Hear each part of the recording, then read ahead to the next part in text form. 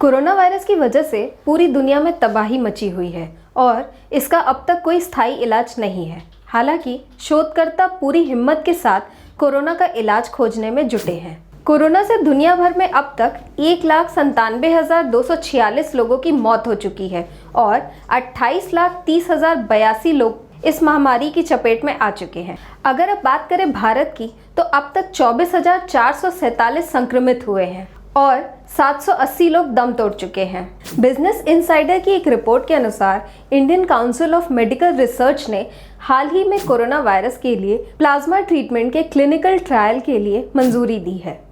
शोधकर्ताओं को उम्मीद है कि इस थेरेपी से गंभीर रूप से बीमार रोगियों को ठीक करने में मदद मिलेगी। दिल्ली समेत देश के कई राज्यों में मरीजों पर प्लाज्मा का ट्रायल शुरू किया गया है। दिल्ली में 4 मरीजों का प्लाज्मा टेस्ट हुआ और इसके रिजल्ट पॉजिटिव आए हैं। आपके मन में भी ये सवाल आया होगा कि आखिर ये प्लाज्मा थेरेपी है क्या, इसके जरिए कैसे मरीजों को ठीक किया जा सकता है। चलिए जानते हैं प्लाज्मा ट्रीटमेंट क्या है।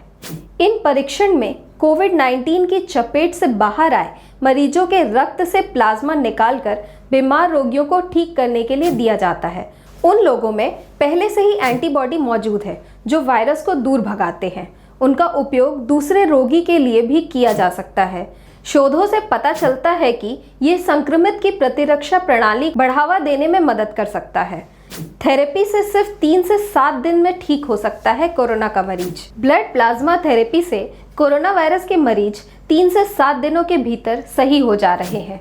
ये खुलासा त्रिवेंद्रम स्थित Chitra Tirunal institute for medical science and technology में professor head doctor Devashish Gupta ने किया है।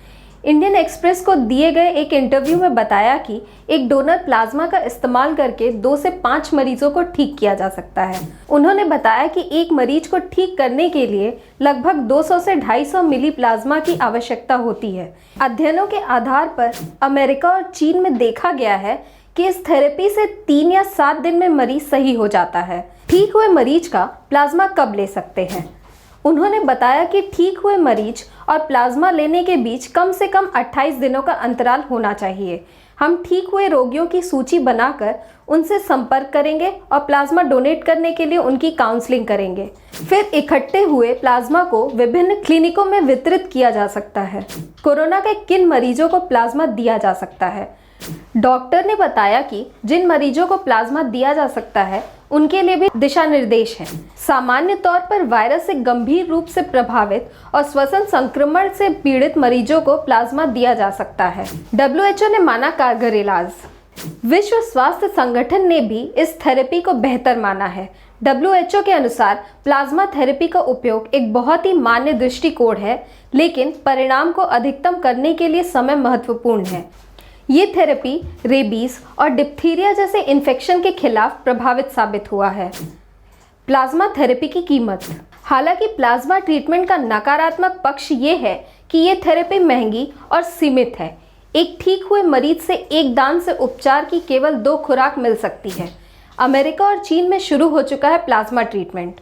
अमेरिका और इंग्लैंड में इसे लेकर इसका परीक्षण शुरू हो चुका है। वहीं चीन दावा कर रहा है कि उसने इस प्लाज्मा थेरेपी से मरीजों को ठीक किया है।